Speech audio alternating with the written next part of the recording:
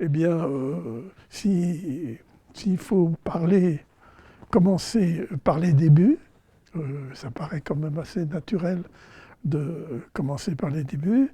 Donc, je suis un enfant d'immigrés. Mes parents sont arrivés en France venant de Hongrie autour des années 24-25 ou un petit peu plus tard.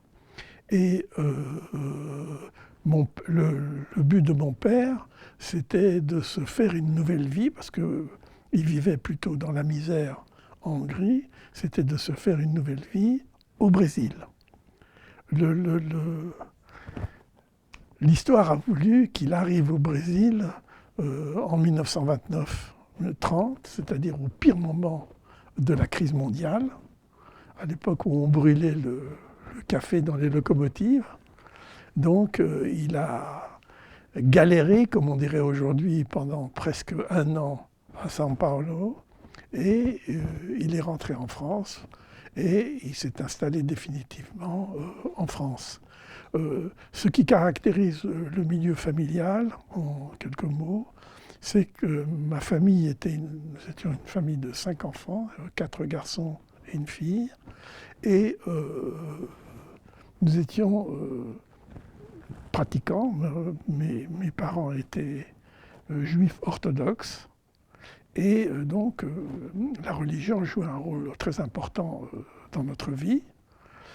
Et ce qui s'est passé, c'est que la pauvreté était quand même telle que nous avons été les enfants qui étaient en âge scolaire, c'est-à-dire quand on devient en âge scolaire, on a été un petit peu pris en charge par les institutions caritatives de la communauté juive. Alors donc, j'ai été, avec mes frères, d'abord élève dans une école, comme on dirait, de cours élémentaire, si vous voulez, une école, ce qu'on appellerait normalement une école communale, mais en fait c'était une école communale juive, où nous étions pris en charge. Par exemple, le déjeuner, c'était le déjeuner à l'école, et c'était subventionné par les institutions juives. Et donc nous arrivons là en 1900. Moi je suis né donc en 1934. Nous arrivons au moment de la guerre. Et en 1941, les premières rafles qui ont lieu à Paris, mon père est arrêté et il est embarqué avec beaucoup d'autres. Enfin, ce n'est pas encore les très grandes rafles. Il est embarqué à Drancy et il ne reviendra jamais, puisque de Drancy, il ira à Compiègne, et de Compiègne directement à Auschwitz. Et dans notre fratrie, il y a mon grand frère, Albert, qui a 10 ans de plus que moi. Donc, moi, j'ai 8-9 ans, il a 18 ans, 19 ans. Et il rejoint la zone libre, puisque la France, à ce moment-là, est partagée entre zone d'occupation et zone libre.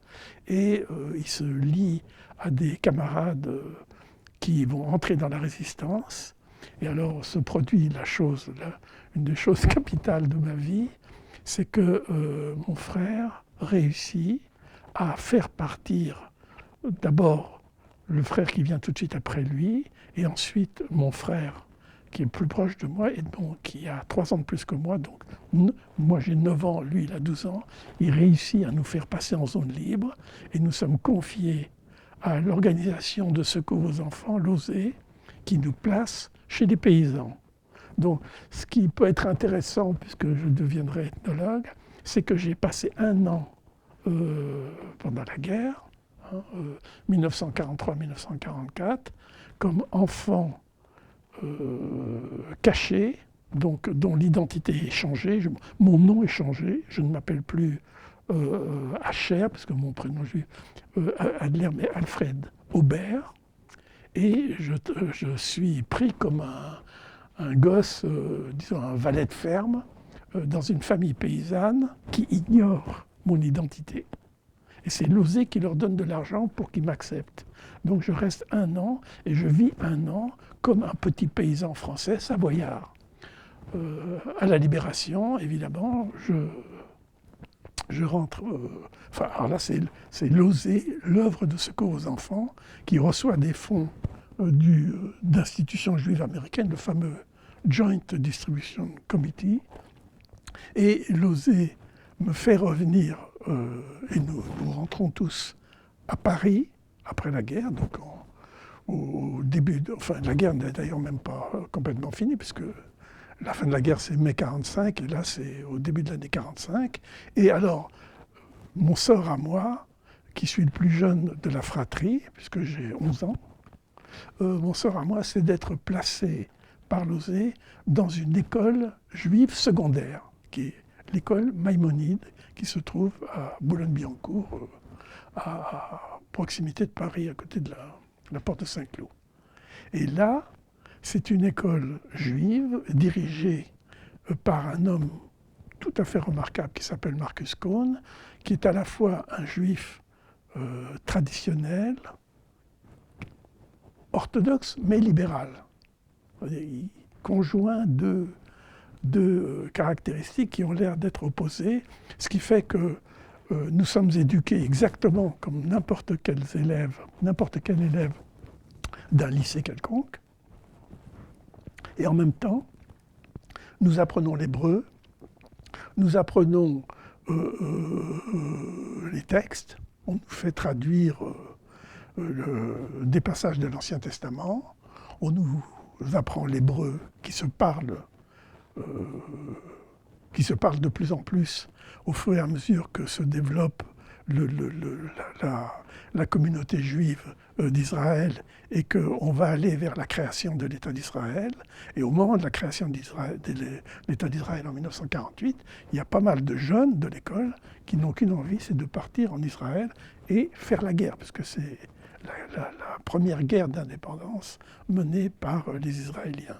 Alors nous, alors moi, puisque je parle de moi, donc je suis très heureux, après la mort de mes parents et de ma sœur, de me retrouver quand même dans un milieu juif, où les études juives, les études judaïques ont de l'importance. Dans cette école maïmonide, je reçois donc une formation normale d'élèves qu'on va préparer pour le baccalauréat, comme dans n'importe quel lycée, mais en même temps, une culture juive quand même assez solide compte tenu de l'étude de la langue hébraïque et de textes. Et d'autre part, l'ouverture de notre directeur est telle qu'il organise pour le sabbat c'est le jour où on ne travaille pas bien sûr, mais où on peut se cultiver, et il a l'idée tout à fait remarquable de faire venir des conférenciers. Et je me souviendrai toujours, j'étais je crois en classe de seconde, et j'étais interne évidemment puisque j'étais orphelin, donc je suis toujours là, les samedis et le dimanche. Je me souviens d'un conférencier qui nous a parlé de Durkheim, qui nous a parlé de la manière dont Durkheim interprétait la prohibition de la consommation du sang dans la religion juive, et le fait que, d'un point de vue rationnel, on puisse parler d'une chose qui pour moi était inscrite au plus profond du système religieux juif, a été comme une révélation, et je crois, sans trop exagérer le fait, je crois que ça a mis une graine de sociologue ou d'ethnologue dans mon esprit. Puis d'autre part, la manière dont étaient abordés les différents auteurs fait que j'étais porté un peu vers l'interprétation des choses qui paraissent les plus évidentes, c'est-à-dire les coutumes, les habitudes, etc. Alors, ce qui se produit d'important aussi dans ma vie, c'est que certains camarades plus âgés ont une grande influence sur moi en me faisant lire ce qu'à l'époque beaucoup de jeunes découvraient, c'est-à-dire la pensée existentialiste. Je me souviens d'un camarade qui me disait si tu lis pas La Nausée, t'es plus mon ami. Donc j'ai abordé la lecture des œuvres de Sartre par la lecture de La Nausée qui m'a profondément ébranlé. Et puis avec un sentiment aigu de l'absurdité de l'existence qui minait en quelque sorte le rapport que j'avais avec le judaïsme. C'est-à-dire, évidemment, je restais profondément juif et attaché à ma judéité, mais la pensée existentialiste de Sartre et surtout la publication que j'ai lue aussi assez tôt de réflexions sur la question juive de Sartre a en quelque sorte opéré la bascule qui a fait de moi quelqu'un qui pouvait être un juif intégré, voire assimilé. Alors ce qui se passe, c'est que lorsque mes études secondaires sont terminées et que j'entre à la fac, bon, ça a été un moment extraordinaire dans ma vie, quand j'ai eu entre les mains ma carte d'étudiant, j'étais un autre garçon, un autre jeune homme, et je me suis retrouvé au lycée Condorcet, étant seul, vivant dans une petite chambre d'hôtel dans le quartier, tout près où nous sommes en ce moment, et je dévorais tout ce qu'on dévorait à l'époque, enfin ce que les jeunes de mon milieu dévoraient, c'est-à-dire non seulement Sartre, Camus aussi. À 17 ans, j'ai même fait une conférence sur l'étranger, tellement le contenu de l'étranger collait avec le sentiment de l'existence qui était le nôtre. Et Kafka a joué un rôle énorme. C'est le procès, les nouvelles, la métamorphose, etc. Et nouveau changement, donc lorsqu'on entre à la fac, se constitue autour d'un tout petit noyau. Alors, effectivement, Michel Cartry, que j'avais rencontré au lycée Condorcet, où je faisais ma classe de philo, et ensuite Lucien Sebag, Pierre Clastre et 2-3 autres, on forme un petit noyau qui va faire, en quelque sorte, entrer les préoccupations politiques que nous n'avions pas avant. Évidemment, le champ politique existait, parce que je ne vois pas comment, au lendemain de la guerre, un jeune homme normalement constitué pourrait être indifférent, mais disons, il y a une espèce d'exacerbation compte tenu de l'importance de l'idéologie communiste à cette époque-là. Et automatiquement, si vous voulez, c'est un peu comme un aimant, comme par un aimant, on est attiré vers des groupes militants. Donc il y a une période où faire des études de philo, des études de philosophie, l'importance de certains professeurs, je pense au professeur Jean Hippolyte, qui faisait des cours sur Hegel, et notamment des cours sur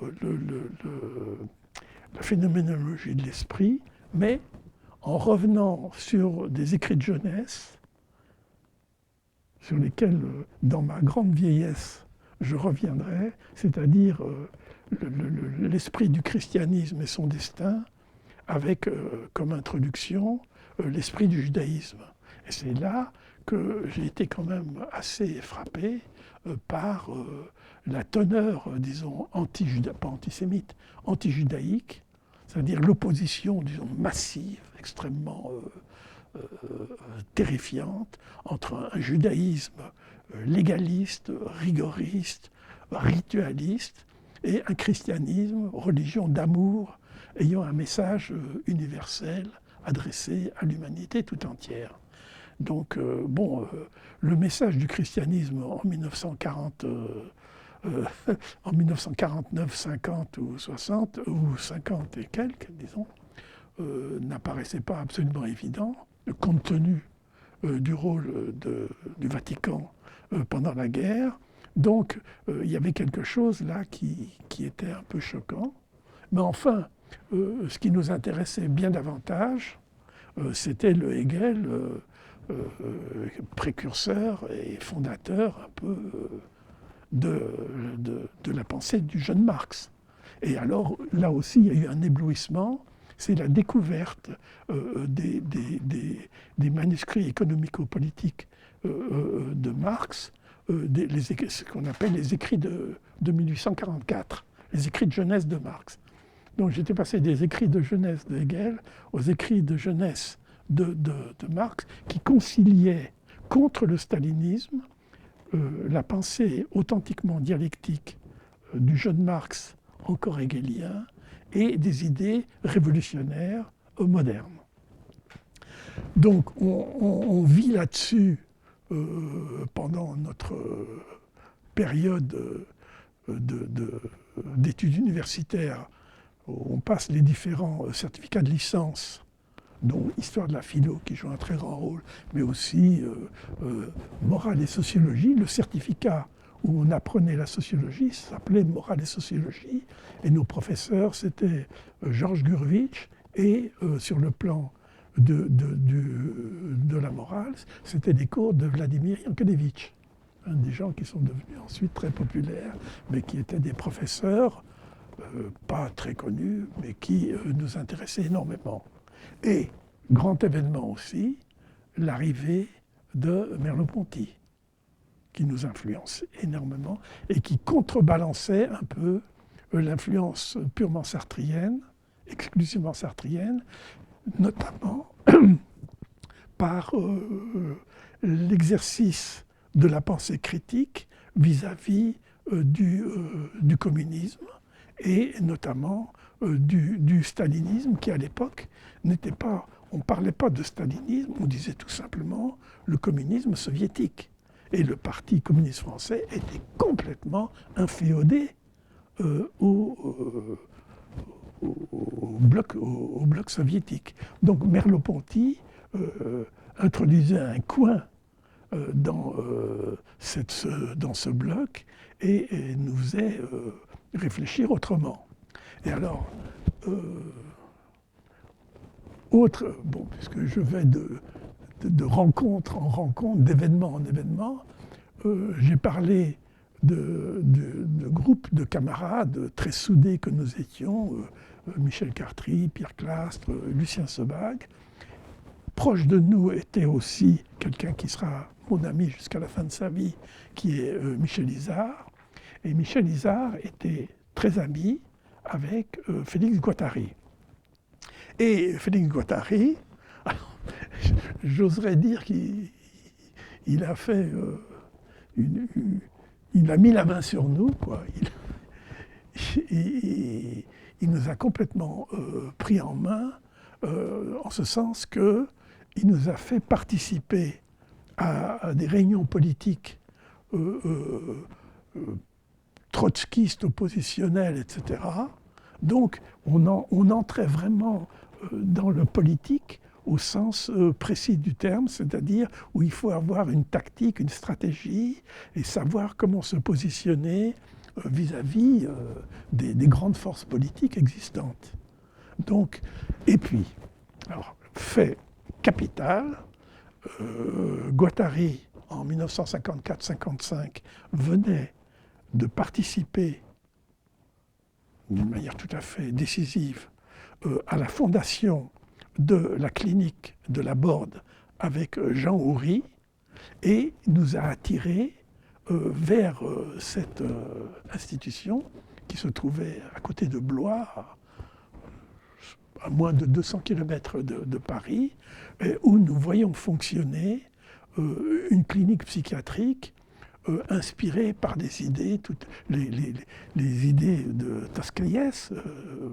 Jean Houry, donc le directeur de la clinique de la Borde, avait été l'élève de Toscaïès, l'inventeur de la psychothérapie institutionnelle. Donc on a vu comment se mettaient en place des institutions qui prenaient en charge au quotidien les malades, hein, les habitants les pensionnaires de la clinique, qui, à l'intérieur de ces institutions, devaient se prendre en charge eux-mêmes. Donc, les circonstances ont voulu aussi qu'on y reste longtemps, Cartry, Clastres, etc., et moi. Et nous avons vu de l'intérieur comment fonctionnait cette institution, dont le grand inspirateur, nous le savions tout de suite, était Jacques Lacan. Et du coup, certains d'entre nous ont décidé de devenir des auditeurs assidus, ce qui est mon cas, moi, des auditeurs assidus du séminaire de Lacan. À l'époque où Lacan faisait ses séminaires à l'hôpital, le grand hôpital psychiatrique, ça me reviendra, où il n'y avait autour de nous, en dehors de quelques psychanalystes avec nœuds papillons, chemise blanche et costard, il n'y avait que des blouses blanches. C'est-à-dire que ce sont des étudiants, des internes en psychiatrie qui suivaient le séminaire. Et alors, il y a eu l'action conjointe, philosophiquement, de Merleau-Ponty et de Lacan d'autre part, nous poussant vers quelqu'un qui était déjà là depuis un certain temps, mais que nous ignorions, qui était Claude Lévi-Strauss. Claude Lévi-Strauss faisait déjà des séminaires. Il avait été, bon, l'histoire de Claude Lévi-Strauss, tout le monde la connaît, donc je ne raconte pas l'histoire de Lévi-Strauss, mais il y avait un séminaire qui, à l'époque, était ouvert. Donc nous pouvions participer à des séminaires, on comprenait ce qu'on comprenait, mais disons, le fait essentiel, c'est que la décision a été prise, fondamentale, Cartry, Sebag, Clastres, pour Michel Isard, c'était un petit peu avant nous, d'être des ethnologues, de devenir des ethnologues, de faire ce métier, alors, qui se caractérise, si je suis sincère, de deux façons. Premièrement, par le lointain, c'est-à-dire ça nous sort un peu de la politique et de la vie parisienne, et d'autre part, imaginons que notre destin, c'était d'être des agrégés professeurs de philo se retrouvant parmi les notables de Romorantin ou de Palavas-les-Flots, etc., l'horreur. Enfin, c'est comme si notre destin, c'était de devenir des nouveaux Monsieur Homais. Hein. On lisait tous, évidemment, Flaubert. Et alors là, c'est pas possible. Alors là, n'importe quoi, mais pas ça. Donc, la plupart d'entre nous, bon, on a fait une tentative pour passer l'agrégation. C'est rare qu'on réussisse du premier coup, surtout qu'on avait énormément d'activités. Je ne dis pas ça comme excuse, mais c'est un fait qu'on avait énormément d'activités, de militants, de réunions, etc. Donc, on a abandonné le projet de devenir des agrégés de philosophie et on est entré dans les séminaires où, à l'époque, donc on est en 1958, 59, 60, où à l'époque, les professeurs, que ce soit Lévi-Strauss lui-même, que ce soit Ballandier, Denis Paul, etc., enfin ceux qui étaient les professeurs pour nous à cette époque-là, nous disaient « Venez, mes chers enfants, il y a des possibilités de carrière, on peut vous envoyer ici ou là, etc. » Donc il fallait à ce moment-là se décider. Alors, en ce qui me concerne, moi, ça a été Cartry, disons, la locomotive. Il est entré dans le système, disons, de Ballandier. C'est-à-dire, Ballandier, à ce moment-là, était directeur d'études à l'école pratique des hautes études, 6e section, sciences sociales, et en même temps professeur à Sciences Po. Et il y avait un groupe qui s'occupait de politique étrangère, le CERI. Et il avait besoin d'apprentis chercheurs pour travailler sur la politique actuelle de la France en Afrique. Et savoir, par exemple, qui étaient les leaders. Par exemple, je me souviens d'un copain de Michel Cartry, on en parlait souvent, qui avait fait un travail sur la pensée politique de Sékou Touré. Quand on sait quel a été le destin de Sékou Touré, d'autres qui travaillaient sur les différents leaders, par exemple ce qu'était le RDA, ce qu'était Houphouët-Boigny, etc. Donc, mais, bien entendu, le but visé, c'était de partir sur le terrain et de faire de l'ethnographie. Alors là, encore une nouvelle rencontre et nouveau croisement, c'est-à-dire Ballandier représentait la tendance plutôt sociologisante. Il avait écrit sa thèse qui s'appelle « Sociologie actuelle de l'Afrique noire ».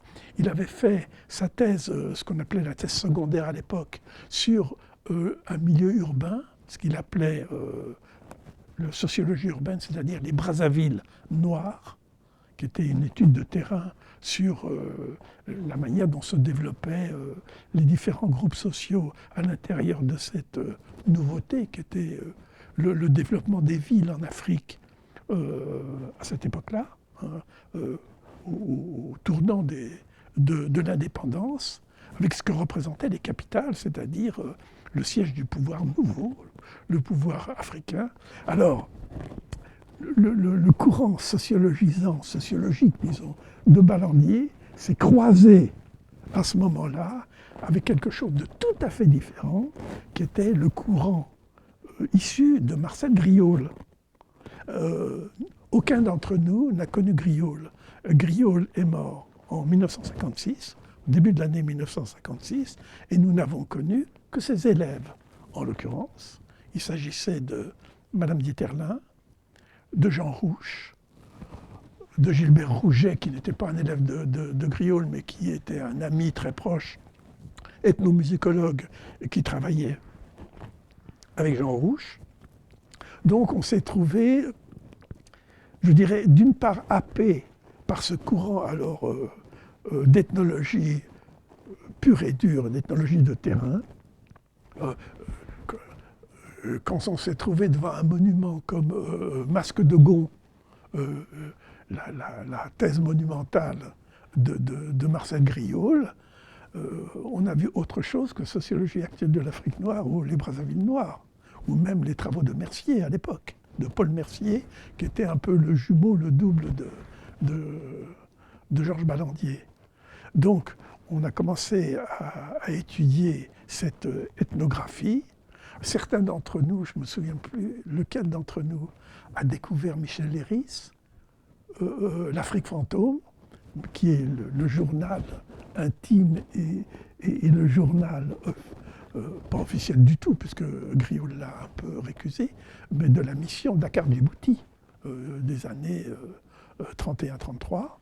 Donc on a été plongé dans cette Afrique coloniale où il était encore possible de retrouver les caractères essentiels des sociétés africaines telles qu'elles étaient à la fin du XIXe siècle et au début du XXe siècle.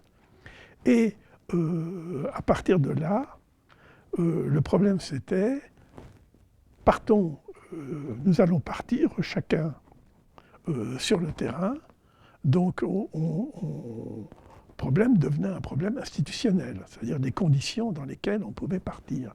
Et alors à ce moment-là, Ballandier joue un rôle absolument essentiel parce que, en tant que directeur à l'école pratique des hautes études, il négocie avec les Américains, la Ford Foundation, des crédits, des crédits importants qui permettent de mettre sur pied un grand projet où Ballandier, Mercier et Gilles Sauter, le géographe, ont un programme d'études conjointes des terroirs africains, avec un concept très précis de terroir, étudié simultanément, conjointement, par un ethnologue et par un géographe. Un géographe au sens complet du terme, c'est-à-dire géographie humaine, géographie économique et géographie physique, hein, capable de savoir ce que c'est qu'un sol léger, un sol beige, ce que c'est que la latérite, enfin bon, ce que c'est que les sols africains sur lesquels se développent les cultures dans la zone de savane, etc. Donc, les uns après les autres, nous sommes partis avec comme mission passer 1 an sur le terrain en étudiant tous les aspects de la vie sociale combinés avec la vie économique et la vie matérielle des sociétés villageoises. Alors Cartry est parti au Haute-Volta, qui va devenir le Burkina Faso. Il passera sa carrière entière à travailler sur l'ethnie Gourmantché. Moi, je lui succède en 1963, au début de l'année 1963, alors avec un géographe qui s'appelle Jean-Paul Gilles, et notre terroir sera un village Mbaye, qui est un groupe apparenté au grand groupe Sahara dans la grande zone, la grande aire culturelle qui est le sud du Tchad, aux confins de la République centrafricaine, de l'ancienne Oubangui-Chari, et je vais faire une monographie sur le village de Dobadéné 5 qui se trouve dans la sous-préfecture de Moïsala.